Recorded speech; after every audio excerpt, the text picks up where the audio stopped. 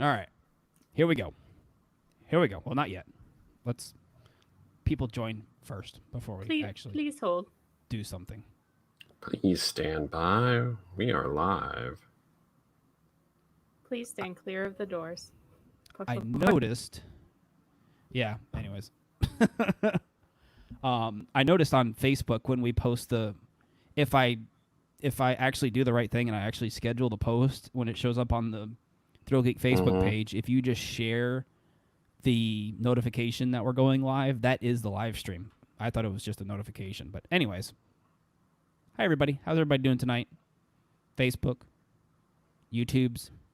We're going to try and record a podcast tonight. We'll see how things go. Hopefully they go well. Hopefully everybody's doing well. Being safe. Wearing your mask like you're supposed to be. Oh, gosh. Anyways. Go away.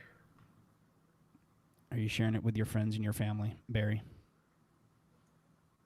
Just trying to get a screenshot. Post it on the Twitters. We're live. Ish. It's really weird, just like, because I'm looking at it on my phone and it's like all the captions are automated. So it's like really stressing me out to like punctuate everything properly.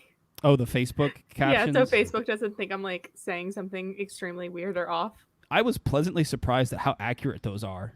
I was like, they got to have some really crazy AI to... Yeah, I don't like it. Like, it's like real time, and it's like, what? That's kind of crazy. Because I've noticed it when we finish the live stream, I'll go back and I'll look at it on the Facebook page, and the captions are already there. I'm like, oh, that's kind of quick. So, anyways, how's everybody doing? Let us know you're here. Let us know you're alive in the comments. We appreciate it. Let me bring up the comments here so I can actually see them. I was about to say this might help. Yeah. There we go. Where's everybody watching from? Oops. All 8 of you. We draw in the masses. Oh, 7. Sorry, I must have scared someone God, away. Emily, you're just scaring people away. I have no makeup on, I'm sorry. Oh, stop. Oh, 6 now. It's just my face. It says 8 on my screen, so We'll go 6. with my number. Whoops. So, anyways, all right, let's get going here. I'm going to mute all the inputs, and we'll get rocking and rolling here. Just give me a second.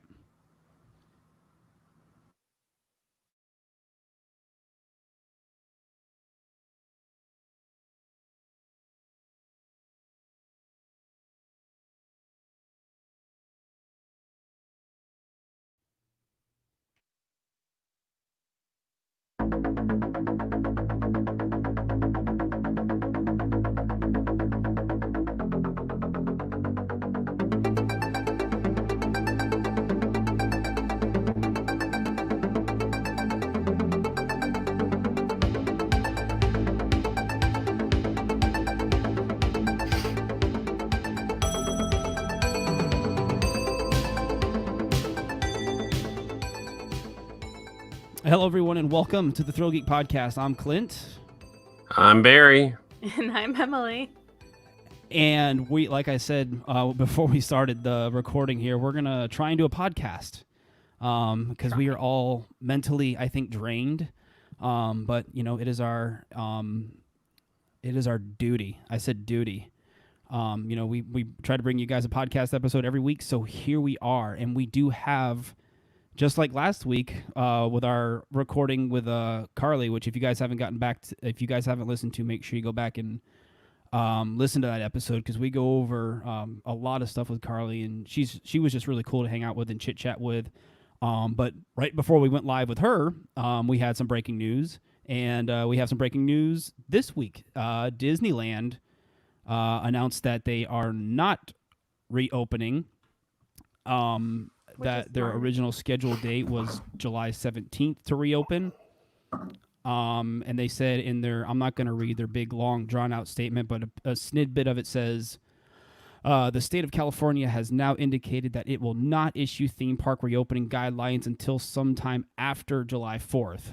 And then it says, given the time required for us to bring thousands of cast members back to work and restart our business, we have no choice but to delay the reopening of our theme parks and resort hotels until we receive proper approval from government officials.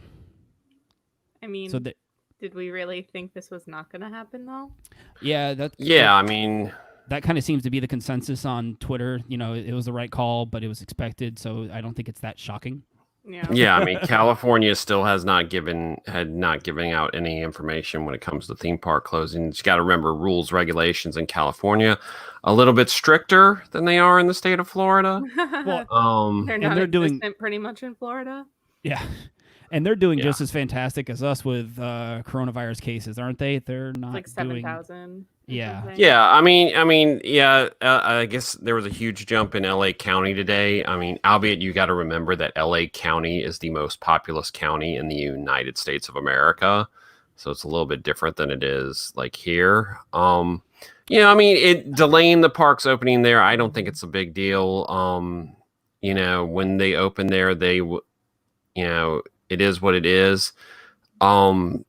I mean, I think with Disneyland and the other Southern California parks, whenever they do reopen, it's going to be a little bit easier for them because they have the population center to have like just locals coming to the parks, and they'll be able to do well enough.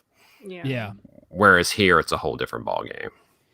Yeah, I mean that's kind of one thing to look at, and like I said, there were announcements today that. What was you said 7,000? Yeah, I see it right here. It was California like, reports. I don't remember the exact number, but it was something like I want to say like 7,400.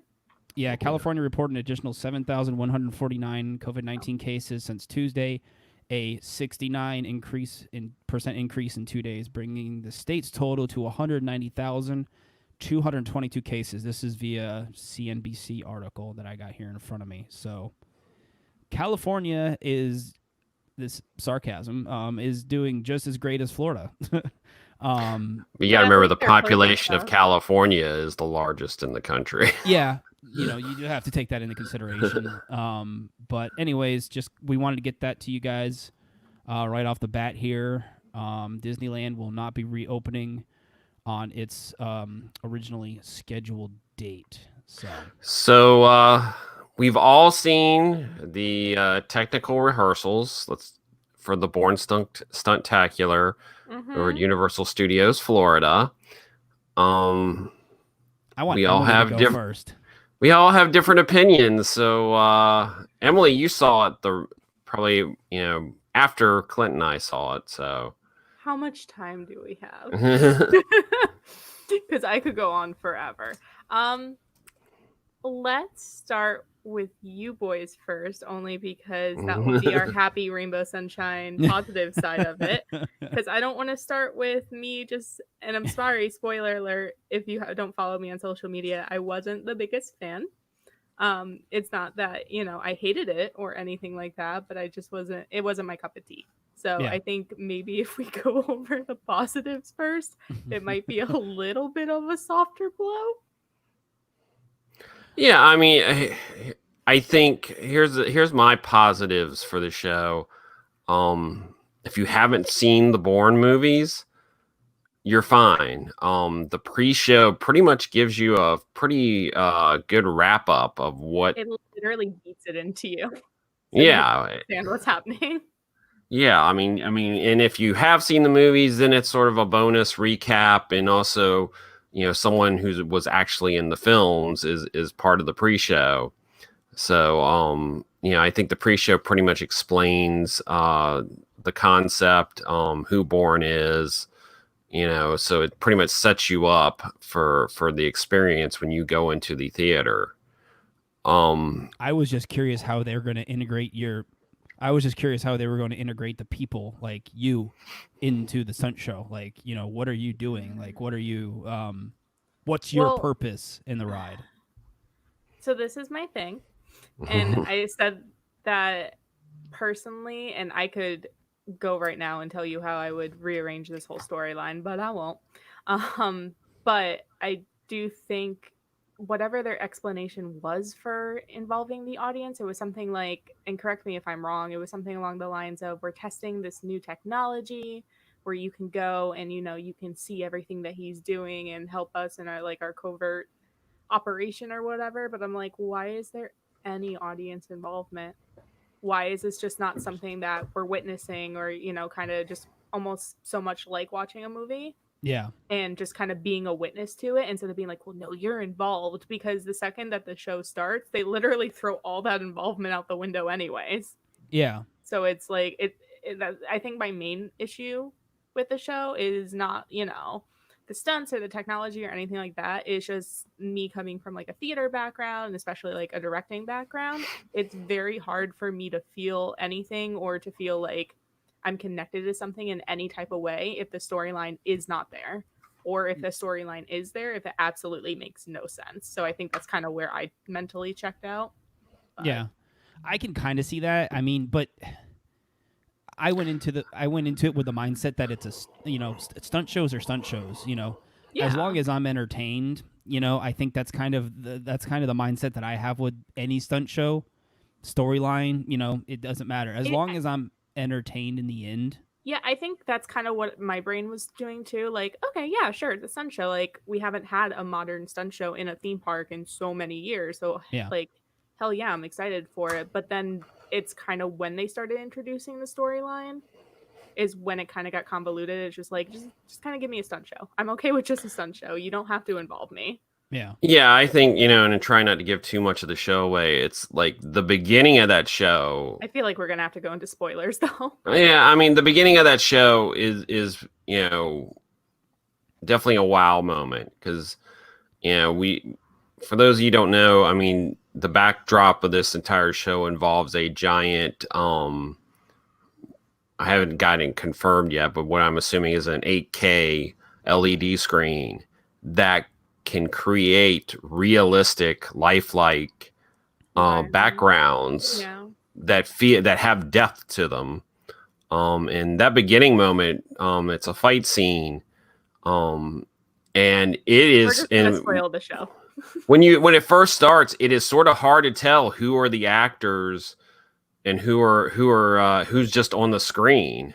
And literally, you know, there's a couple different things where stuff is handed off from a character on the screen to a live action person. Are you And I talking think about the fight scene at the beginning in Morocco? yeah, the fight scene in the beginning, you know, it's impressive. And I think also another thing is the lighting in the show. That's very well done. I'll give them that. It's very well done. It's synced up to the action that happens on the screen. So it does feel like it's all part of reality. My biggest weak spot of the entire show is the finale. Oh God, yeah.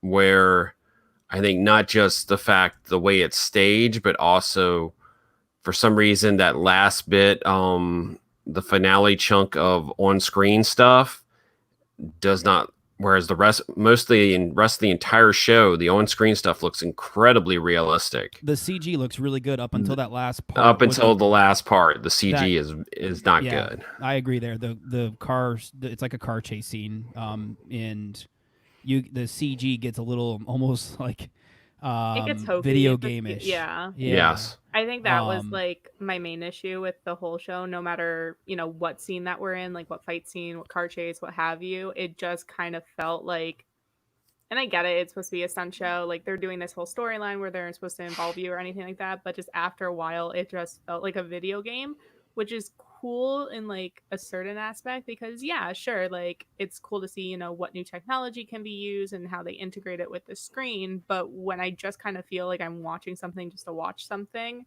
not getting too much of a thrill out of it. And I know I'm wrong. Like, I know there's a lot of people out there that absolutely love this show and probably will murder me on the internet, and that's fine. But it's just, I guess I was just expecting something different. I wasn't so much just expecting to see props come in and out of a screen. I think that might have been my thing. I think I just needed more practical effects. But well, going back to the finale, you know, I think a lot of people, you know, and this always happens with a replacement and a new attraction, people compare it to the old one. And the finale was not very Terminator 2 3D-ish. You know, Terminator 2 3D had a big wall of smoke, crazy finale. The floor dropping out from under you. Yeah, and the floor drop, you know, that was really cool. And the finale. I think in one aspect, this is more of just a straight stunt show. I mean, you got to remember a huge chunk of Terminator 2 3D took place on the screen. Yeah. Yeah. And, but I think for me, it's just as much as the integration is there right now with the screen with Bourne, which is awesome and cool. Like, that's my compelling argument at the end of anything I say about Bourne is, yeah, but the screen's cool. But it just kind of comes back to, I think the moving sets are. Yeah, I like the moving sets and everything like that. It's not so much me relying on my nostalgia that I have for Terminator. It's just, I think I was exposed, at least, you know, being like a 90s kid and growing up with those kind of stunt shows, just being exposed to what you could do with a practical set, with, you know, like Terminator with like a motorcycle coming out or using fog effects. And yes, they use like fire and they use, you know, fake gunfire and everything like this in this show. It just kind of feels like almost too modern to me, if that makes sense. I think the other issue I have would be, and I think, you know, Emily and I have discussed this before, is it's a little there. It gets redundant, a little repetitive towards the end. There's a couple of gags and stunts that are done multiple times. Yeah. Can we just go into spoiler mode? Because that would be just so much easier. Go ahead. I don't care. You know, if people Quinn's are going to bitch and complain, you know, it doesn't matter. Spoilers. Spoilers. Sorry. There's 2 points in the show, which I think one of these would have been done really, really well. Oh, Clint's going goodbye. But I think I'm fixing something. You're fine. I think one of these things would have been done really, really well, but then they kind of give it to you a second time and you're like, cool, I've already seen that. And that's in I don't remember the location and I'm sorry, but it's almost like a warehouse. Yeah, one was a warehouse. Yeah, I don't think there's anything in particular. It's just a warehouse. Where Jason Bourne is almost hanging off of like a crane hook, which is cool because it's like almost like a track in the ceiling that kind of goes around, and he kind of almost goes over your head at one point, so it's pretty cool that way. Yeah. But then you see it again in the finale with him holding onto, I believe it's just like a rope for a helicopter, like he's hanging on a helicopter, like a ladder or a rope or something like that. So it's like, I mean, I've already seen this though. Yeah, I mean, he comes in a different way for the helicopter gag, but I think it might have worked better if there would have been more variations on the track, and or maybe even more like going back storyline wise, even, you know, something more dangerous happening to him like throughout this is just kind of like he's just swinging there. Yeah, and I'm like, this would have been a really good Spider-Man stunt show. Well, I thought the bit with him hanging off the helicopter, I thought that worked. That was more action, felt more like sort of action oriented than the bit with him just hanging off the crane hook, where he just seemed to be moving around the warehouse, and it didn't have as much suspense as the helicopter one did, and that's what I think. And the helicopter one is I think one of the more impressive bits on the screen, where it's amazing how well it matches up, of it looking like he's being flown through in between buildings and stuff. And but then we immediately cut to, okay, it's over. The end. Now the screen says the Bourne Stuntacular, and the CIA guy just stands up in his car, shoots into the air 3 times, and is like, Bourne! And then the show's over. And I'm like, weird. Yeah. Okay. What was that? I think if there would have been more of a wow moment at the end, I like I said, I think it gives away all its tricks. Yeah. Before you get to the end, that I think they should have saved up some sort of wow moment for the end of it. I mean, this is kind of where I think, like, okay, it's a technical rehearsal. They're, you know, just making sure, you know, all their effects work or anything like that. But I genuinely wonder if this is 100% how the show will be, or if they'll ever do any type of like storyline changes to like give a wow moment at the end of the show. I don't like I know said, if it's just so abrupt. I don't know if they can. I think it I think it's seems to be set, pretty yeah. locked in.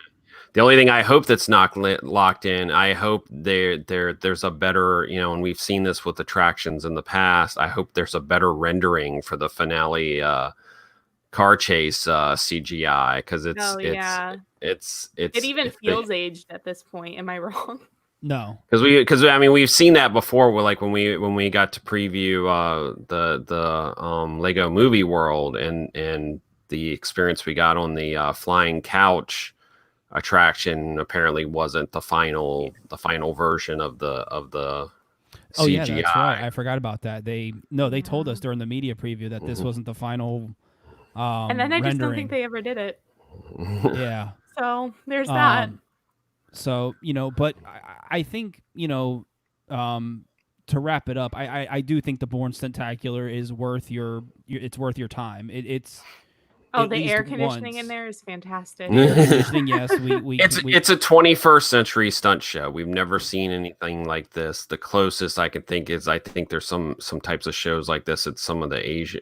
I would say overseas, yeah. Overseas, but no American park has created anything like this. So I give it up to Universal to keep on creating shows like this. I mean, we've especially that park needs shows. I mean, most people's idea of a stunt show is Indiana Jones over at Hollywood Studios, and that show is is like 25 years old, and and they never we've talked about countless times that it's needed to be changed up over the years. Yeah, but not that it's not impressive for what it is. It's still an impressive show. It's just been the same show for so long. I kind of said this too when I was talking about Bourne. I don't remember who I was talking about it to, but I was kind of comparing everything that we've gone so far with like Terminator and even Sinbad and like Indiana Jones. And it's just, for me, just, for things being in theme parks and staying in theme parks, I kind of brought up like why Indiana Jones has been around for so long. And it's because even though they haven't changed it up or anything, it's a really solid show for what they do. But you have the brand name recognition there of most people are going to know who Harrison Ford is. Most people are going to know who Indiana Jones is. But then you had like a good chunk of people in the line that I was even with while waiting for Bourne. And they're like, I have no idea what this is. Never watched the movie. Just heard that the set was cool. And I was like, okay.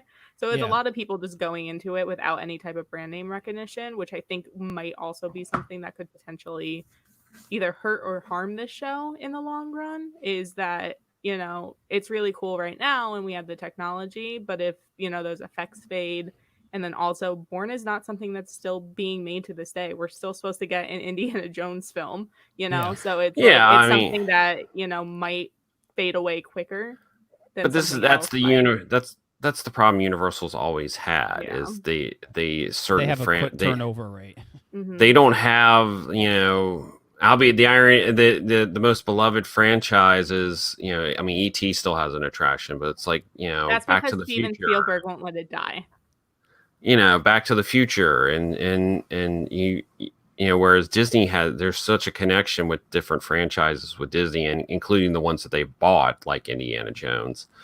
It just, I understand. It's like, I know. I mean, Bourne was a pretty successful movie franchise, but nobody has attachments to the characters.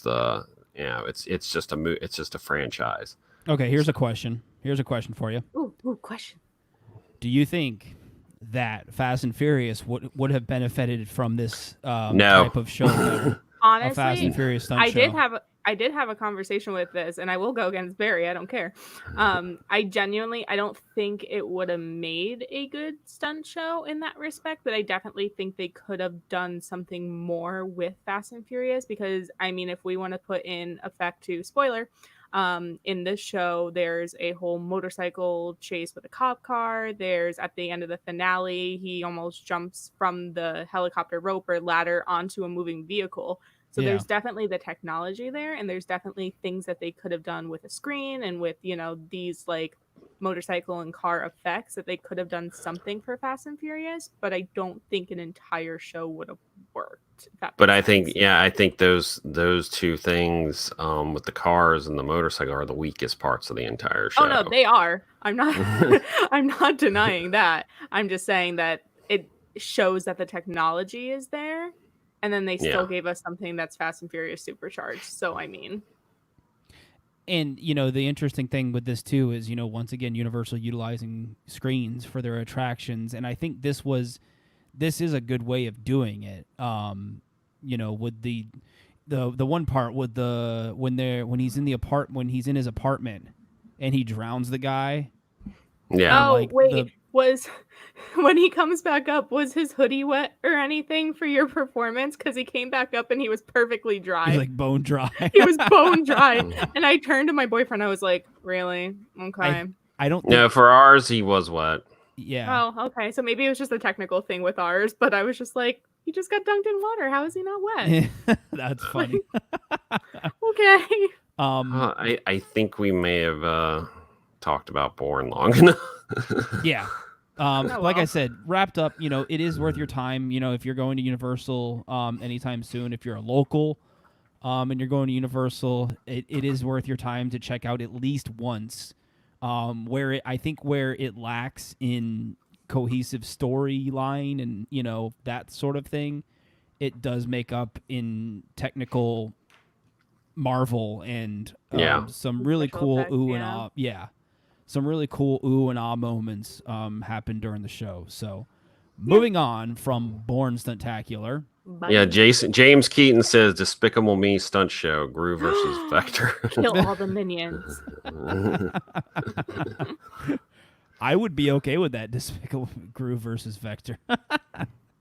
Honestly, it could work. It could work. I'm not saying it couldn't. Everyone gets a stunt show. Yeah. Yes.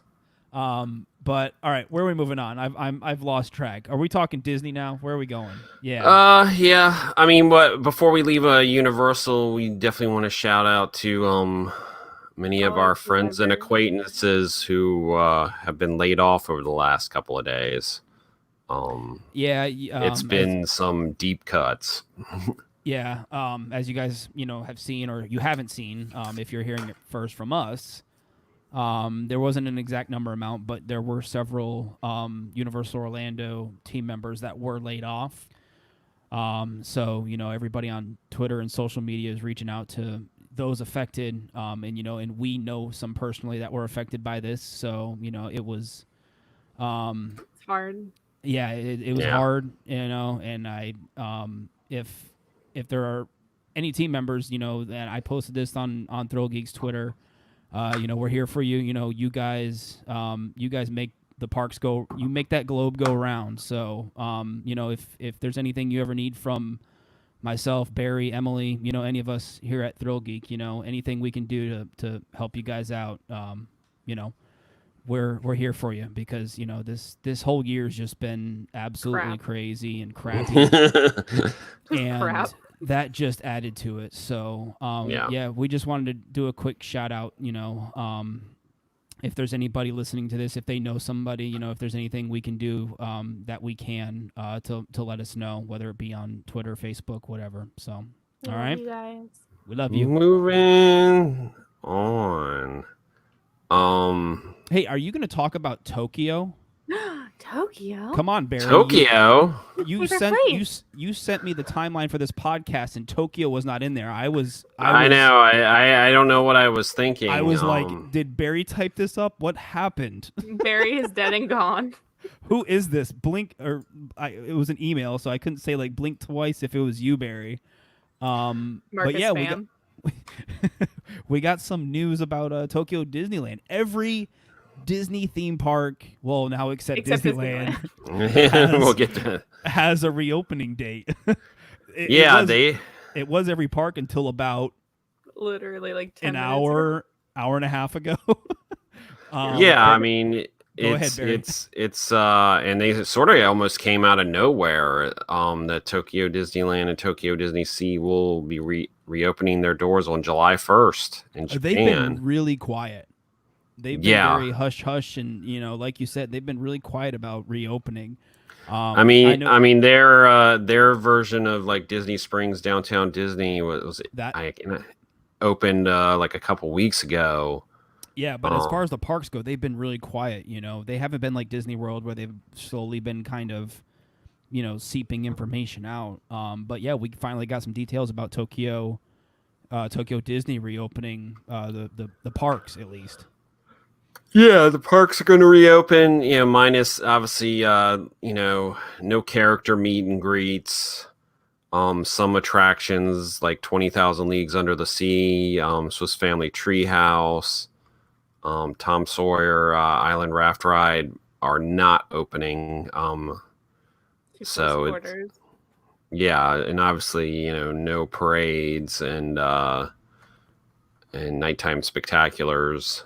And they will be limiting attendance, daily attendance to 15,000 people for the time being. Isn't there and no annual pass holders either in the beginning either. Yeah, I posted that on Twitter, Emily. Normally, on a busy day, Tokyo Disney would see 100,000 people through their gates. So good luck. And they're going to be limiting it to literally a quarter of that. So that's going to be interesting. Luck.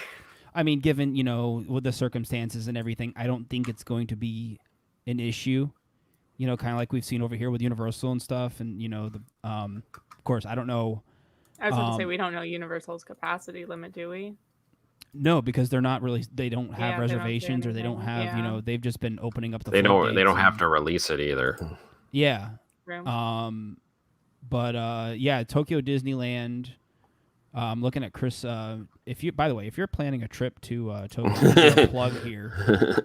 Chris over at TDR Explorer, he does a phenomenal job with everything over there. I pretty much planned my trip. Hong Kong, and you pretty much planned your Tokyo trip with you and Sin from his website. So if you're planning, and we will get him on the podcast one time. I know we ran into him at the Runaway Railway media event.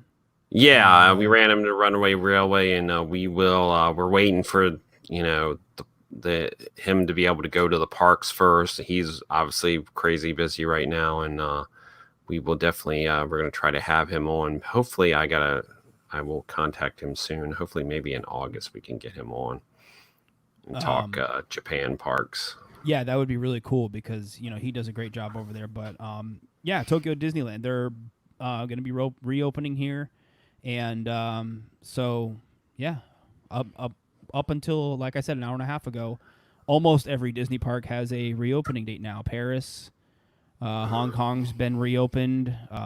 Shanghai obviously was the first to reopen. Obviously here in Orlando, fingers crossed, we still have our reopening date. Everybody except now. Honestly, I wouldn't hold my breath. Yeah. So we'll see what happens. I like I said, I wasn't shocked with Disneyland's delay. No. I don't see them I don't see them turning back on Disney World. They just kind of have to watch, the cases and everything going up. If it starts going up like skyrocketing, then I really don't see them having any choice. It's doing it right now. So it's doing yeah. Yeah. I would be shocked if Disney World was pushed back. I mean, obviously now the DVC resorts have reopened this week. If you look on social media, you can find countless pictures of empty resorts, empty restaurants. Right now you have to have a reservation. You have to have a DVC reservation to number one, set foot into the specific resort. Or to go to any restaurants at any of the resorts, you have to, currently be staying. That's where I've been confused because I'll be honest, I've been trying to keep up with all this stuff and some of it has flown over my head.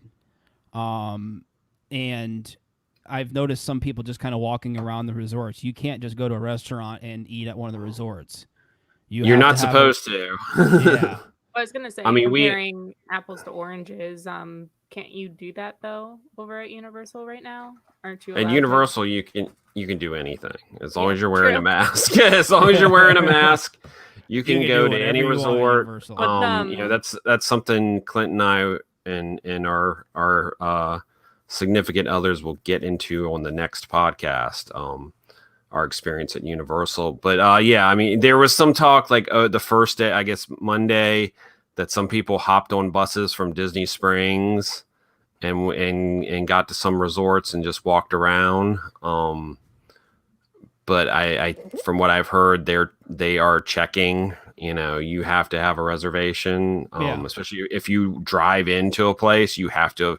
They are checking to make sure you have a room somewhere before you can even go to one of these restaurants. Of course, I know there's been some talk online. We'll see how long that will last, because most of these restaurants bringing in much money have been empty. You know, I mean, I think the busiest areas of most of the resorts, people have said, have been the pools, and that's about it.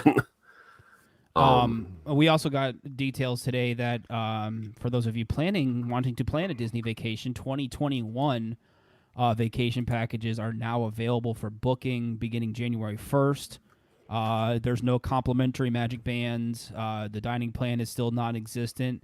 And the other thing that was kind of important to note in that is there's no water park reopening dates yet. Yeah, Aren't reservations still going to be a thing too? At least park reservations in 2021? Yes, so far, park reservations. I mean, that did happen Monday. You know, I mean, there was obviously issues. Like there seems to be whenever something new like this happens with at Disney. It seemed to be once things got after the first like few hours, it seemed to level off. And so far, there's only I think there's like 3 or 4 days Hollywood Studios is sold out. Yeah. And this is for hotel, and then that's for resort guests. You know, on the 26th, June 26th, it will open up for annual pass holders, and apparently there's a whole other lot of openings for annual pass holders. So you're gonna get me a reservation, right, Barry? Well, yeah, we'll see. Well, aren't you blocked out right now anyway? No, I have gold. Oh, you have gold, yes. So you're not blocked out. Gold life. Yeah, I've already got my alarm set for 6:50 a.m. Friday because Clint can't go cover this stuff, so somebody has to. I'll be there for as you tell me in advance, I'll be there for the cast member preview. Yeah, I'm married to a cast member, so I'll be there. I'm talking about the general opening. Yeah, no, I won't be there for that. I'm not. Maybe I'm not odds that ever cool. be in your favor. Yeah, so good luck with that. But yeah, we've got what, and then isn't there another date after pass holders, like general ticket holders can reserve after that or something like that? I will go look on the internet. Yeah. I think. Yeah, wasn't that in one of our articles? Beginning. Yeah, that's non-existent. Beginning June 28th, existing ticket holders can make reservations. Yeah. I've just been I've been so exhausted with all this Disney news. Like I try to keep up on it. It's just been so much information. And God bless anybody. I mean, I don't know who's planning a vacation right now. You would have to be out of your damn mind to be planning a vacation right now, because with all this stuff being announced, and I've said this before, Disney is pretty much politely saying, we don't want you here. Yeah. I mean, they're offering refunds for annual passes. That's like never happened. Exactly. Well, see, I think I'm more interested in seeing how this whole reservation thing goes. And if it goes smoothly, I'll be fine because my pass expires in September. But if it doesn't go fine, and I hate every second of this, I probably won't be renewing my pass until everything can get straightened out. And then the other thing that we can quick chat about is Disney kind of went over some of the entertainment that's going to be at Disney World when the parks reopen. In particular, not much. There's not going to be much. But they're going to be running little character cavalcades at Magic Kingdom. That way it'll allow social distancing with the characters. And then I think at Hollywood Studios it's going to be the same, a motorcade on Hollywood Boulevard. So they're pretty much taking the characters and they're putting them on cars or that and sort of from thing. what we've, if it's based on the way it's been doing, they've been doing it at like Shanghai and Hong Kong. There will be no scheduled times for these. Yeah. They're just going to happen. Because obviously they don't want people lining up. Patty's watching. She says, "Are they filling resorts to capacity?" I doubt it. I don't think they are. Yeah, I don't see them doing any sort of capacity, fillings. And like Barry said, Barry and I, my wife and I were at a Universal resort, and Barry and Sin went, and I didn't see any sort of capacity, crowds, so to speak. I think it's one of those things too where it's easier to stay away from other people. Yeah. Like if you want to stay in your hotel room the whole time, you can. Yeah. If you want to just go out, get some food, and then go right back to your room, you can. It's kind of one of more controlled things. So it's not so much of a theme park of where you're going to run into people constantly. There's that, and there's only, it's going to be they released the reopening of the resorts, and this is going to be over months. Yeah. That the resorts are coming back open. And then there's a few resorts that aren't even on the schedule right now to reopen. Well, they think it's Coronado is the last one that's going to open, I think. And I think that's all the way in August or September or something like that. I think it's October. Oh, wow. Okay, never mind. Don't listen to me. We have the list, I think, somewhere. Yeah, I mean, they're not, just as a comparison, say over at Universal, I don't even know if, we were at Cabana Bay, I don't even know if a quarter of that hotel was open. There was definitely whole wings of that hotel that were empty. Yeah. That had nobody in them.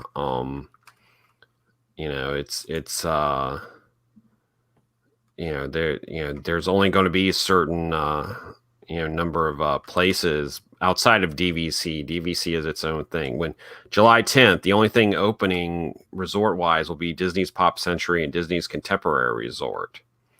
July 29th, Disney's Caribbean Beach opens. August 12th, Polynesian and Art of Animation open.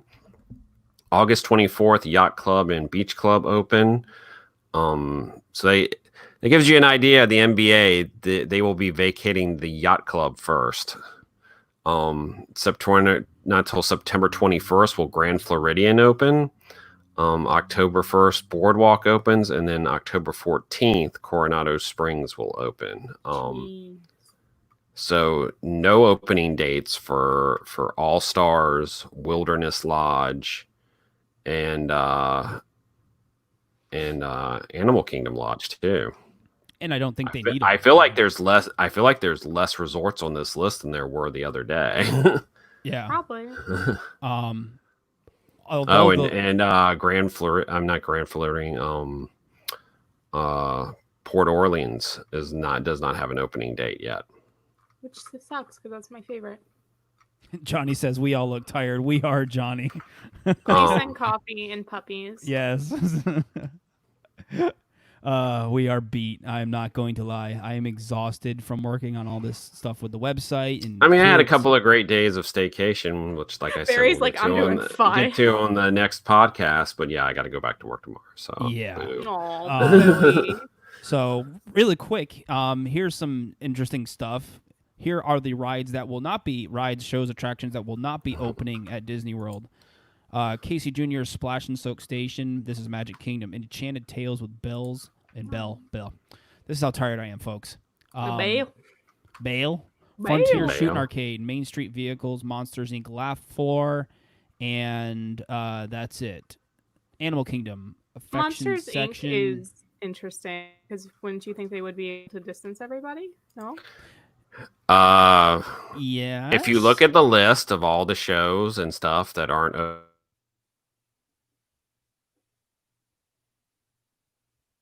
there's a reason for that. Yeah. Interesting. And then Animal Kingdom, the Boneyard, Primeval World, which is obviously a seasonal attraction. Again, Nemo the Musical, another big theater show. Up a Great Bird Adventure, Festival of the Lion King. And then over at Epcot, the Advanced Training Lab, Beauty and the Beast Sing-Along. And then pretty much the two attractions in you got Bruce's Shark World and Turtle Talk with Crush.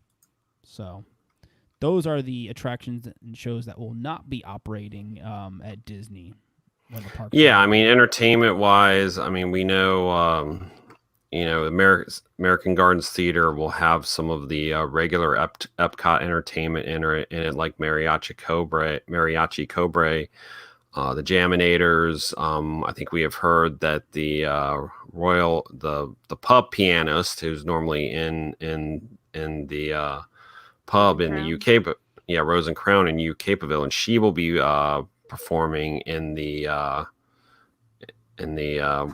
forgot where. It's not a rotunda.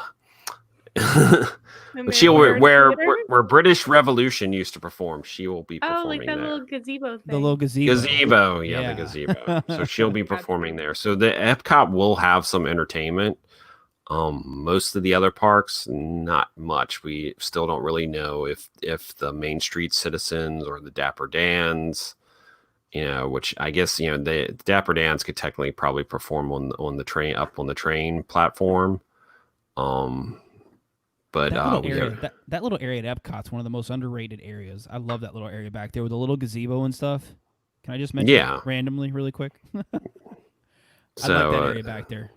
So far, I think that's maybe the one complaint some of us have over like Disney's reopening, whereas Universal's seems so far, we'll see if it lasts, brought back a lot of their entertainment. They're like, you want to see what Scooby-Doo looks like with the mask on? We got you. Yeah, I mean, it's or just having, I mean, they're doing horror and makeup, and there's 40, 50 people out in the theater. But honestly, it's some of the best horror makeup shows I've ever seen. Oh Yeah. my God, the one that Barry Ryan saw. With Summer and Robin. Yes. Oh my God. And it's some of it's like I could see them not running the Frozen sing along. That's a tight theater. We've already heard the rumor that the Little Mermaid show is not ever coming back again at Hollywood Studios, but they could easily do Indiana Jones. That theater. And that's the other thing. Was it confirmed? I know it was. It has not been confirmed. I know Disney hasn't come out and said it, but I'm nervous. From several. I am slightly excited because the idea of Pirates and Mansion at the last couple hours being walk on. See, Barry thinks this now. Wait. Because that's the way it used to be. I mean, I know Clint can back me up on this one. That's one of the ways we got to ride Mansion so much. They used to the last 30, 40 an hour, maybe an hour or two. Couple hours, especially when the park was open late. Yeah, when Magic Kingdom was open until 11, there were several days I remember back in the day. When I was a literal child. Yeah. Yeah. No, I do remember days where you would go back to Haunted Mansion and the stretching portrait room doors would be open and you could just beeline right straight through to the ride. It was walk on. Yeah. It was walk on. Pirates would be walk on. It's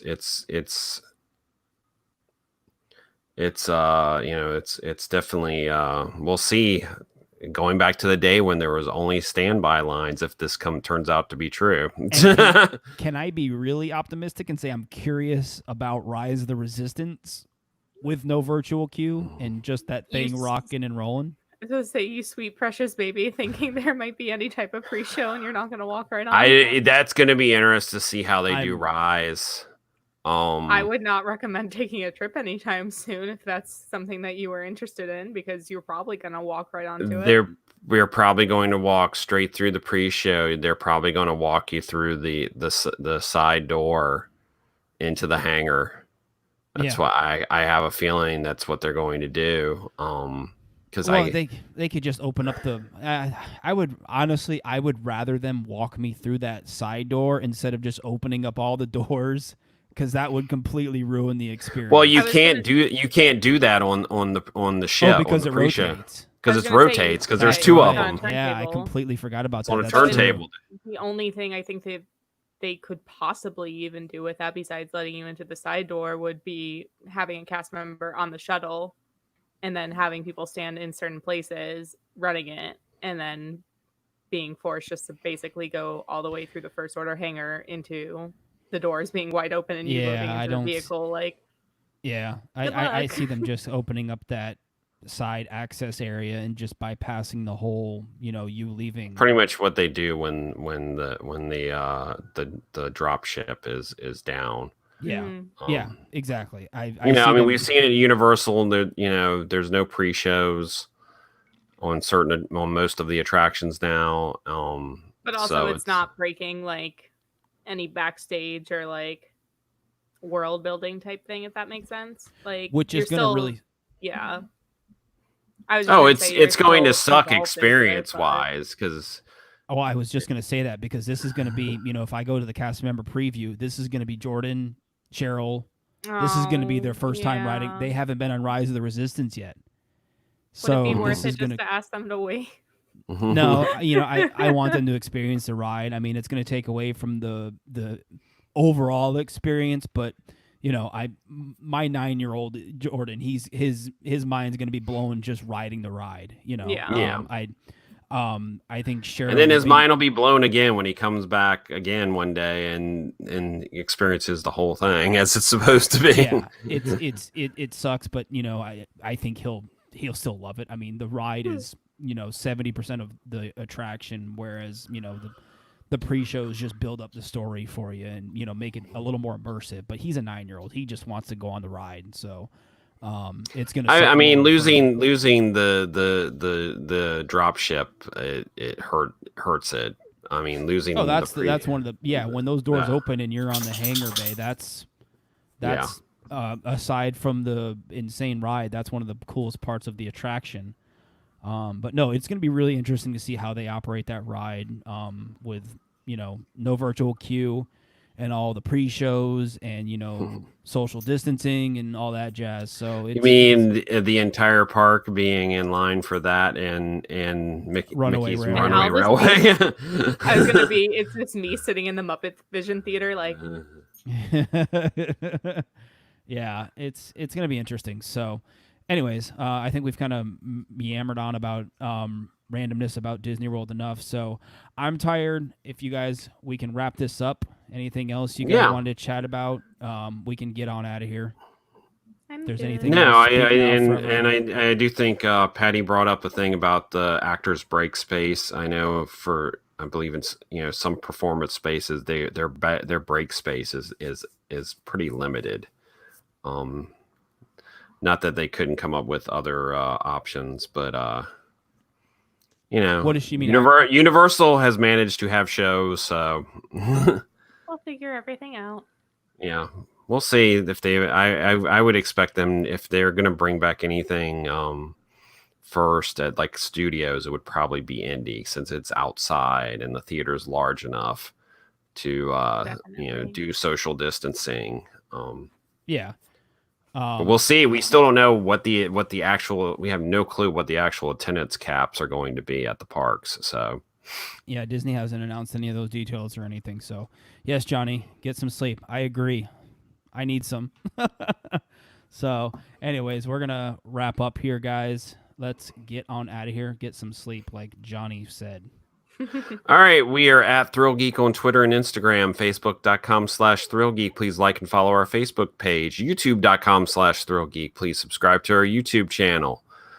ThrillGeek.com for the latest in theme park and pop culture news. And of course, you're listening and watching the ThrillGeek Podcast. Wherever you can get a podcast, you can get the ThrillGeek Podcast.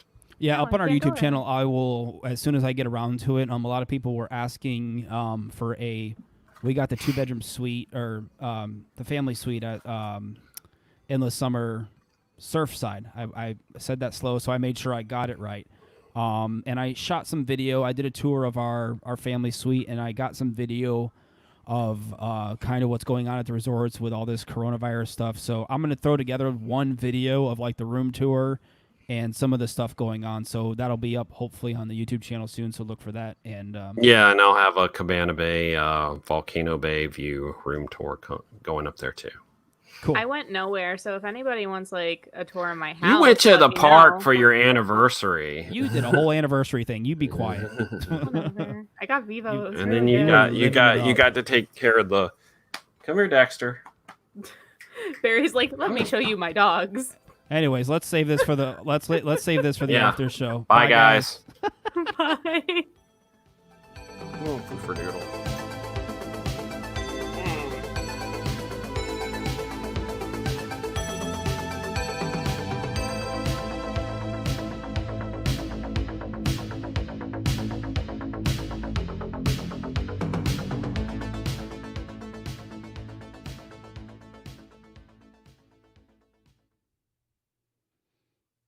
All right, he's had enough. All right. Doodle, Oh, we no. missed it. Doodle, I feed you. Come back. Oh gosh, yes, I am tired. I am very tired. And not really like sleepy tired. I'm just mentally Just drained. Yeah. I'm just drained. I I was feel even that. like, do I want to do this podcast? And I was like, yes, I need to.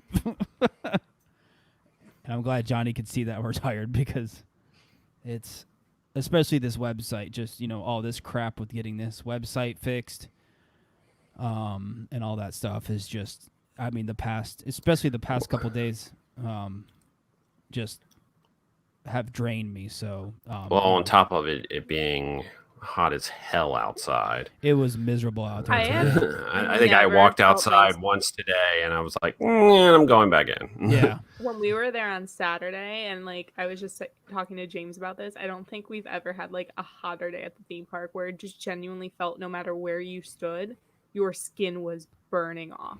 Patty's like, you're still on. Yeah. Patty, This we is know. the post show. Yeah. Welcome to the after show. Welcome to the after show. Yeah, For a no, I few mean minutes. when we were there Monday, it was. I mean, I think we sat in Thunder Falls Terrace for well over like an hour. I mean, we ate Yeah, I lunch, don't know how but you did but that on we Monday. That's we reached a point. Especially Sen reached a point. She's like, I've got to sit inside air conditioning. So- well, I'm like that a lot too because for some reason my body just overheats like crazy. And then I can wear a mask just perfectly fine, but just having kind of like that constriction and feeling, just the heat kind of bouncing back on you, it just kind of starts getting 10 times worse. Well, and that and Sinbad, I felt like the first time I went into Sinbad, which is one of the places at Universal where you can take your face mask off, there were fans in there. Oh, see, there weren't fans when I went in there, but I think the 2 times that I have gone in there, it's been either windy or it's been like about to storm. And I think that's probably why we were in there to begin with. Because like, I we just went in remember there sitting there and feeling the breeze hit me, and I was like, "Oh, let's sit in here for a while." Yeah, when we went in there was like no breeze, so we were just like, this is not helping. So Have you guys picked up your awesome retro pass holder magnets? yes, we did. I did. No. Yeah, we got ours. Or actually, got hold ours. on. I'll be right back. Okay, goodbye, sir.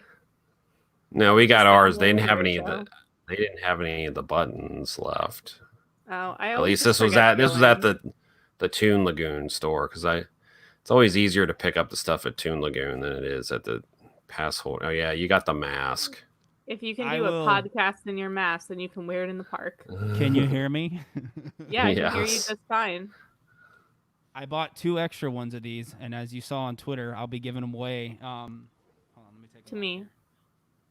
I love how he keeps buying new stuff to give away when we've got like literally like I have a both box him and of I giveaway have like crap. a box of stuff to give away. I do have this tweet ready to go. So if you follow us on Twitter, I have a couple of these. They're medium size, which is this one, and I have a big head, and the medium fits just fine. My favorite thing about Clint is when Clint gives people presents, it's just a bag of things that he's collected Like, here you go. or giveaway stuff that Here's he's my never given IAPA away. crap from last year.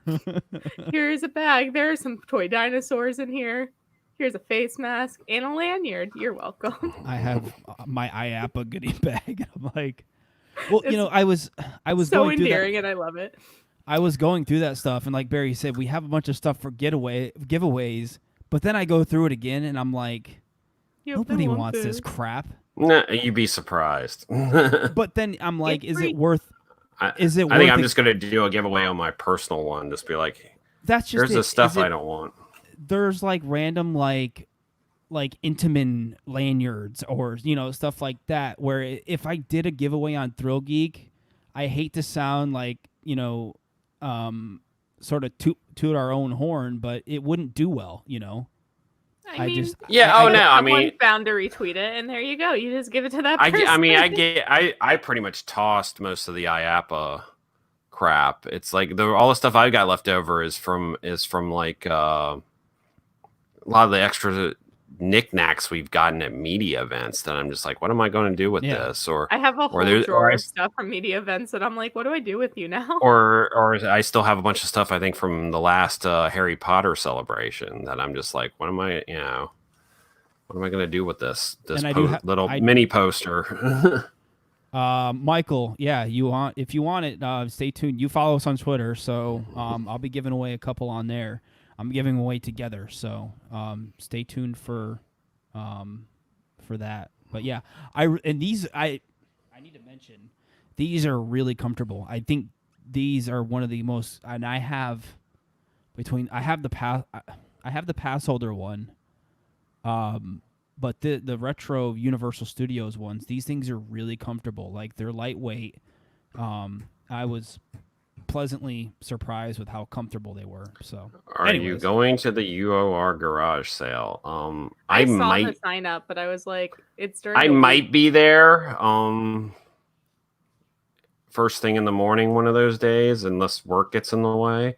I'm going to be interested to see. They've never done a summer one, so I'm assuming there's a lot of merchandise. There's going to be a But lot of it's Mardi in a Gras. soundstage. So, Hmm? isn't it in a soundstage? No, it's in the garage. Oh, I Is thought it in the was a parking garage like soundstage. usual? It's Okay, in the never parking mind. garage like normal. Yeah, I don't think they could. Yeah, it's so I'll be interested to see if as long as work doesn't get in the way, I will be I will be No, it there. says, don't miss the chance to gain access to the merchandise garage sale. It's located in Soundstage 33 in Universal Studios, Florida. Oh, well, maybe they are. I guess. Huh. Which So one's? there's Oh, that. is that's the that's where they normally have the special events. Yeah, I think. it's the one in the back. Yeah. I see. So you're still going to have to get into the park. Wonderful. They're not going to bring you in the back. Nope. But Yeah, I mean, it's much nicer when it's in. I think it's much easier when it's in the actual parking garage. Well, that's what I they think did it's for much the. nicer when it's after Horror Nights too, so I can get merchandise. But I have a feeling they're still going to do the one that's usually in November before Thanksgiving. I would not be surprised. They're gonna. I'm amazed. I'm amazed. Disney still hasn't reopened the outlets. They've Nope. got. I gotta wonder if at some point there's going to be some sort of cast member like yard sale or something, because they have got to have a ton of merchandise. Everybody just on sitting. Facebook saying Soundstage 33. So Yeah, you're welcome. Disney. I imagine has a ton of merchandise sitting in warehouses that is just. They're not going to be able to get rid of. Jersey and you get a spirit jersey. Well, I mean, they've already a bunch of the 2020 stuff. It's already buy one get one free. So Please help us forget this year.